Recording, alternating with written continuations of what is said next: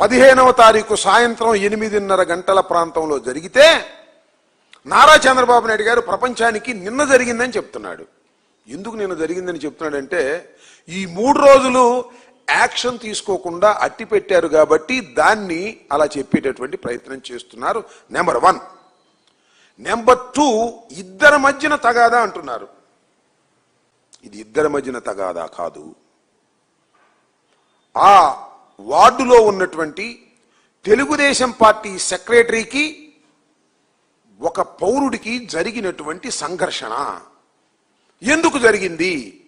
నేను ఆ కుటుంబాన్ని ఫాతిమా గారు వెళ్ళాం, పరామర్శించాం.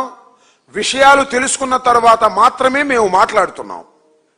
ఎందుకు జరిగిందో తెలుసా?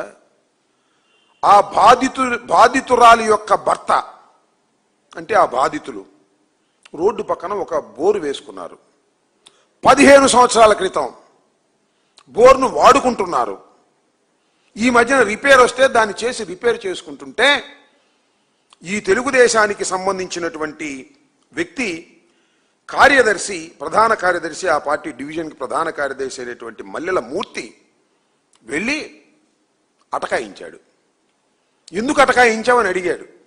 అడిగితే ఆయన చెప్పిన మాటే, బాధితుల యొక్క భర్త చెప్పిన మాట, క్యాష్ కొట్టు పని చేసుకోమని చెప్పాడు. నేను క్యాష్ కొట్టను అన్నాడు. కొట్టనన్న తర్వాత వెళ్ళి మున్సిపాలిటీలో కంప్లైంట్ చేశాడు. మున్సిపాలిటీ వాళ్ళు వచ్చారు, తీసుకొచ్చారు అతన్ని. వచ్చిన తర్వాత వీళ్ళు వెళ్ళి అడ్డగించారు మున్సిపాలిటీ వాళ్ళు తీస్తుంటే. ఆ సందర్భంలో మూర్తి ఇప్పుడు బాధితురాలైనటువంటి మహిళని ఇష్టం వచ్చాడు కొట్టాడు, కొడుకును కొట్టాడు. కొట్టిన తర్వాత ఆ రోజు సాయంత్రం, అంటే 15వ తారీఖు సాయంత్రం పోలీస్ స్టేషన్కి వెళ్ళారు. ఈ బాధితురాలు కుటుంబం మొత్తం వెళ్ళారు. 3 భర్త, కొడుకు, ఆమె వెళ్ళారు. చేతికి గాయాలైనవి చూపించారు. చేతికి గాయాలైనవి అండి, కేసు పెట్టండి అని. ఆగండి, మీరు ఆగండి. వెళ్ళి ఆసుపత్రికి వెళ్ళమన్నారు. ఆసుపత్రికి వెళ్ళారు, సర్టిఫికేట్ తీసుకొచ్చారు. కేసు రిజిస్టర్ చేయండి అన్నారు. ఆగండి అన్నారు. చెయ్యలేదు. ఎందుకు చేయలేదు చెప్పాలి, నారా చంద్రబాబు నాయుడు గారు చెప్పాలి. చేయలేదు. తర్వాత ఏం చేశారండి? పాపం ఆ భర్త ఏం చేశారంటే, సరే ఇంటికి వెళ్ళండి మీరు, నేను పోలీస్ స్టేషన్లో ఉంటాను, పోలీసులు ఇంకా రాలేదని ఆ భార్యని, కూతుర్ని ఇంటికి పంపించాడు. అప్పుడు వచ్చాడు మూర్తి మళ్ళా ఒక అవతారంతో. కొంతమందిని వెంట పెట్టుకొచ్చాడు. దానిలో ట్రాన్స్జెండర్స్ ఉన్నారు. తీసుకొచ్చి భర్త పోలీస్ స్టేషన్లో ఉండగా, పోలీస్ స్టేషన్లో కేసు రిజిస్టర్ చేయమని భర్త అక్కడ కూర్చుని ఉండగా, ఎరా పోలీస్ స్టేషన్లో కేసు పెడతావా? నేను తెలుగుదేశం వాడిని, నువ్వు పోలీస్ స్టేషన్లో కేసు పెడితే కేసు రిజిస్టర్ చేస్తారా? చూస్తా అని ఆ ట్రాన్స్జెండర్స్ సహాయంతో 9 మంది ఆమె మీద దాడి చేశారు. విచ్చలవిడిగా కొట్టారు. కొట్టారు.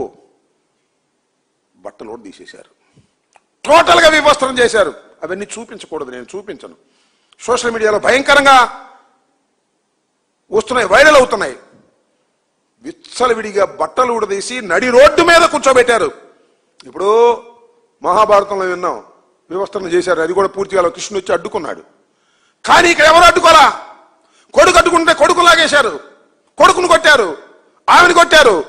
ఏం చేయాలి? ఇది ఏం జరుగుతుంది రాష్ట్రంలో? చంద్రబాబు నాయుడు గారు చెప్తున్నాడు, హామీ ఇస్తున్నాడు, మళ్ళా హామీ ఇస్తున్నాడంట, మహిళలకు ఏమన్నా జరిగితే ఊరుకోను అని. జరిగిందే. ఏం చేశాం?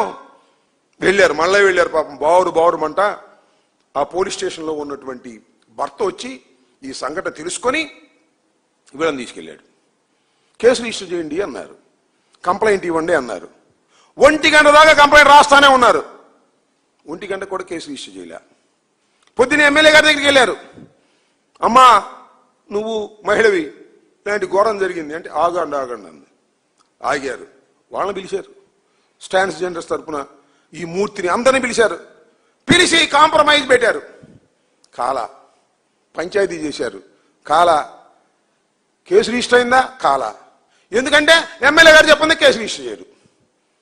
చివరికి మధ్యాహ్నానికి అనుకుంటాను, మధ్యాహ్నానికో 11 గంటలకో రాజీ పడం పొమ్మంటే అప్పుడు కేసు నామినల్గా రిజిస్టర్ చేశారు. రిజిస్టర్ చేసి తల కింద పెట్టుకున్నారు. ఎన్నో తారీఖున 16వ తారీఖున కేసు అయితే రిజిస్టర్ చేశారు. కనీసమైనటువంటి సెక్షన్లు కూడా సరిగా వేయకోకుండా కేసు రిజిస్టర్ చేసి తల కింద పెట్టుకు పడుకున్నారు. 16 అట్ట గడిచిపోయింది. 17వ తారీఖు ఆ నోట తెలిసింది. ఇంకో చిత్రమైన విషయం ఏంటంటే, అదృష్టం వాళ్ళ ఇంటి దగ్గర 2 కెమెరాలు నేను చూసి వచ్చా. నేను అమ్మాయి వెళ్ళి చూసి వచ్చాం. 2 కెమెరాలో రికార్డ్ అయింది మొత్తం. ఆ రికార్డుని తీసుకెళ్లి చూపించారు. అమ్మో, ఇది కొంప మునిగిపోయే వ్యవహారం, ఇంకేముంది, ఈ వైఎస్ఆర్సీపీ ఇంటర్ఫీర్ అయిపోద్ది, మహిళా సంఘాలు వచ్చేస్తాయి అని అప్పుడు మేలుకున్నారండి చంద్రబాబు నాయుడు గారును మన అక్కడ లోకల్ ఎమ్మెల్యే గారు. ఇది జరిగింది 15వ తారీఖున అయితే ఆమె దృష్టికి వస్తే 17వ తారీఖున ముందు జాగ్రత్త చర్యగా ఒక లెటర్ రిలీజ్ చేసింది పాపం ఎమ్మెల్యే గారు. వాడు మా పార్టీయే, వాడిని సస్పెండ్ చేసేస్తున్నాం, మహిళల మీద చేస్తే ఊరుకుంటావా? మరి అప్పుడు దాకా ఏం చేసాం? 15వ తారీఖు జరిగితే 16 కాముకున్నావు, 17 సాయంత్రం మాత్రం రిలీజ్ చేసింది. ఎక్కడో వచ్చి మీద పడిపోతుంది వ్యవహారం, సోషల్ మీడియాలో జరిగిపోతుంది.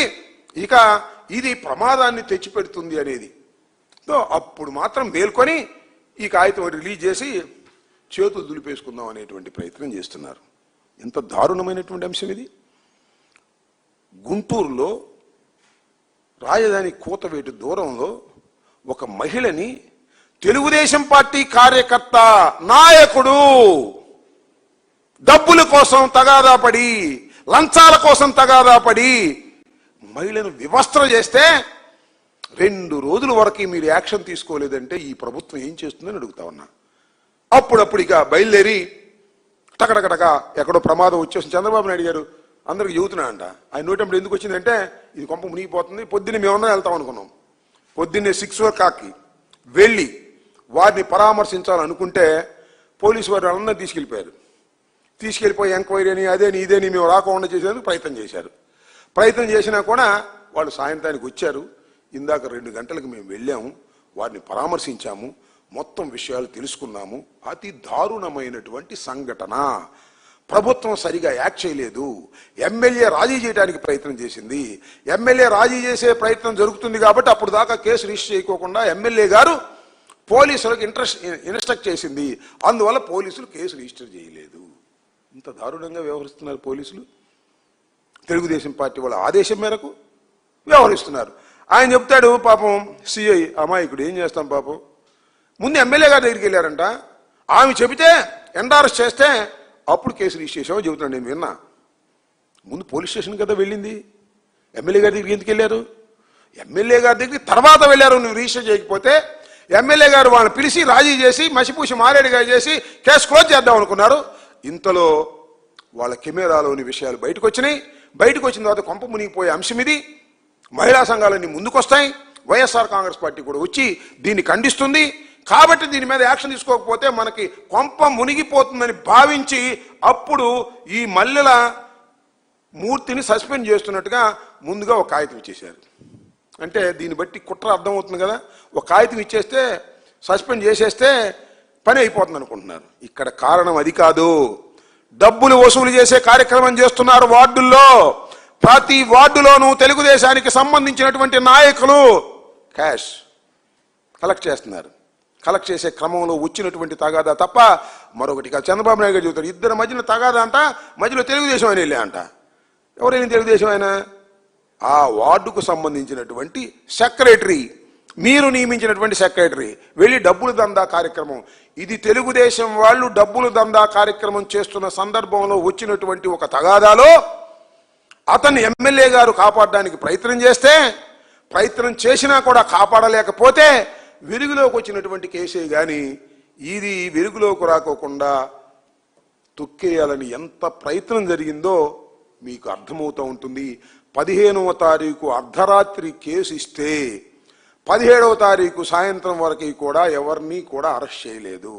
ఎప్పుడైతే సోషల్ మీడియాలో వచ్చిందో, ఎప్పుడైతే సాక్షి మీడియాలో వచ్చిందో, ఎప్పుడైతే వివిధ మీడియాల్లో ఇది ప్రచారం జరిగిందో అప్పుడు ఇక అరెస్ట్ చేయక తప్పనటువంటి పరిస్థితుల్లో అరెస్ట్ చేసి చేతులు దులుపుకోవాలని ప్రయత్నం చేస్తున్నారు. నెంబర్ 1. నెంబర్ 2, చంద్రబాబు నాయుడు చెబుతున్నాడు అలసత్వంతో వ్యవహరించారంట పోలీసులు, అందువల్ల ట్రాన్స్ఫర్ చేయమన్నారంట. అంటే అలసత్వంలో వ్యవహరిస్తే ట్రాన్స్ఫర్ చేస్తావా? అంటే ట్రాన్స్ఫర్ చేస్తే అక్కడ అలసత్వంగా చేయరా? అసలు అలసత్వంగా వ్యవహరించింది సారు మీ ఎమ్మెల్యే గారు. పాపం పోలీసుల మీద పడతారు. నాకు తెలుసు అయ్యా, పోలీసులందరికీ మనం చేస్తున్నా, చివరికి మీ మీదే పడి తాటికాయి. చంద్రబాబు చేతులు నిలుపుకుంటాడు, ఎమ్మెల్యేలు చేతులు నిలుపుకుంటారు. ఎమ్మెల్యేలు చెప్పినట్టుగా మీరు చేయటం, తర్వాత మీరు బలైపోవటం. ఇవాళ ట్రాన్స్ఫర్ చేస్తారంట. నిజంగా తప్పు చేస్తే ట్రాన్స్ఫర్ చేస్తే ఏమైంది అని చెప్పండి. నిజంగా తప్పు చేస్తే సస్పెండ్ చేయాలా? అయినా సస్పెండ్ కూడా చేసేస్తారు. కానీ ఎమ్మెల్యే గారిని కాపాడే కార్యక్రమాలు చేస్తున్నారు.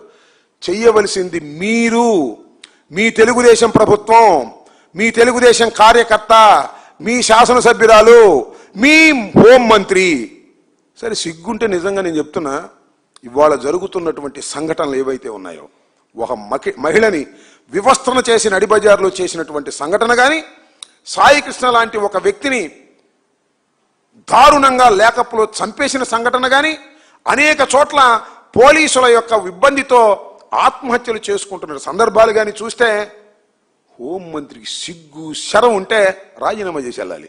ఆమెకి సిగ్గు లేదు, శరం లేదు, రాజీనామా చేసే ప్రశ్న లేదు. దాన్ని పట్టుకుని ఏలాడుతూనే ఉంటుంది. ఏదేదో పిచ్చి పిచ్చిగా మాట్లాడేటువంటి కార్యక్రమాలు చేస్తున్నారు. ఇది చాలా దారుణమైన అంశం. చంద్రబాబు నాయుడు గారు కూడా ప్రజలకు అసత్యాలు చెప్పేటటువంటి స్థాయికి దిగజారిపోయాడు. ఇవాళ పోలీసు వ్యవస్థ ఎంత దారుణంగా ఉందో అని చెప్పడానికి ఇది ఒక తాజా ఉదాహరణ ఈ సందర్భంగా మనవి చేస్తున్నాను.